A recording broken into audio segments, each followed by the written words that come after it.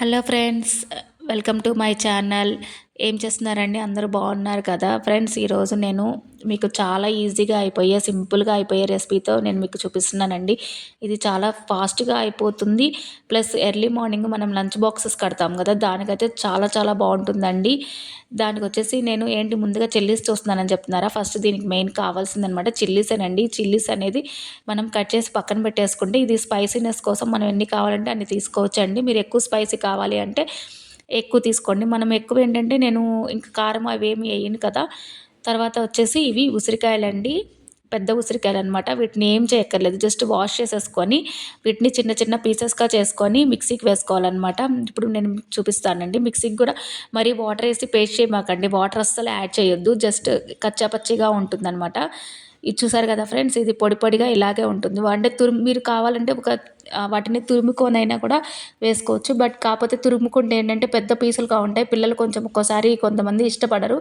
నేనైతే ఇలా మిక్సీకేసేస్తాను ఫ్రెండ్స్. దీన్ని ఉడకబెట్టడము అలాంటివి ఏమీ చేయొద్దు. తర్వాత వచ్చేసి ఇంకా రైస్ నార్మల్‌గా మీరు ఏ రైస్ అయితే యూజ్ చేసుకుంటారో, అన్నంకి ఉడకబెట్టుకుంటారు కదా ఫ్రెండ్స్, అన్నం వండేది ఆ రైసే అనమాట. సేమ్ నేను అదే రైస్ వండేసుకొని చల్లారబెట్టి పక్కన పెట్టుకున్నాననమాట. ఇది కొంచెం చల్లారితేనే బావుంటుంది. అప్పుడైతే రైస్ అనేది పొడి పొడిగా వస్తుందనమాట.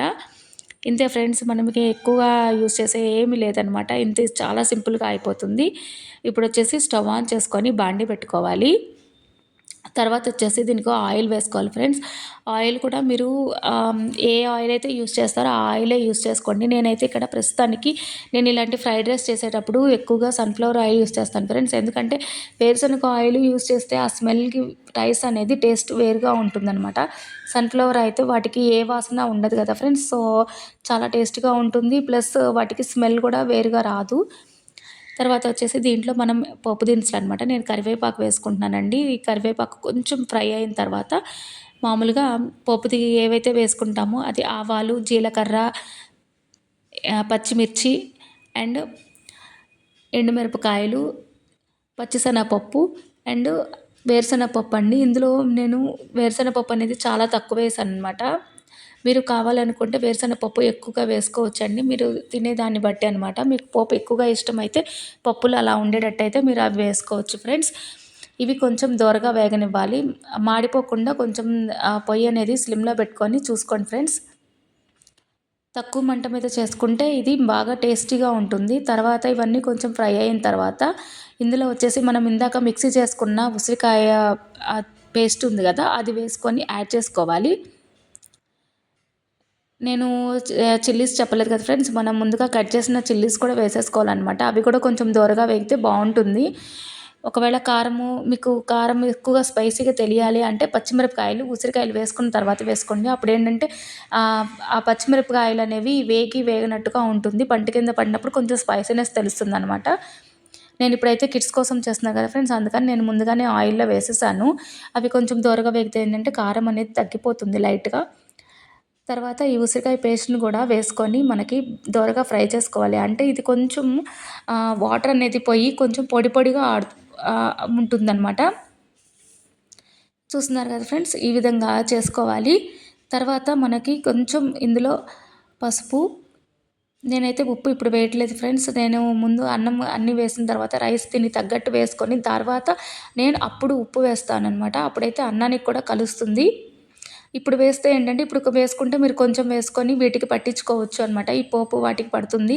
తర్వాత రైస్ వేసినప్పుడు మిగతా ఉప్పు వేసుకొని కొంచెం కలుపుకుంటే మనకి తగినట్టుగా ఉంటుంది ఫ్రెండ్స్. ఇప్పుడు ఇది చూసారు కదా, చాలా ఫ్రై అయిపోయింది. నేనేంటంటే కొంచెం కచ్చా పచ్చాగా చేశాను కదా, కొంచెం పంటి కింద పడినా కూడా చాలా బాగుంటుంది. ఇది టేస్ట్ వచ్చేసి వగరుగాను కొంచెం పుల్లగా అసలు చాలా బాగుంటుంది ఫ్రెండ్స్. ఇదైతే అస్సలు వదిలిపెట్టరు. పిల్లలైతే ఈజీగా తినేసేస్తారనమాట.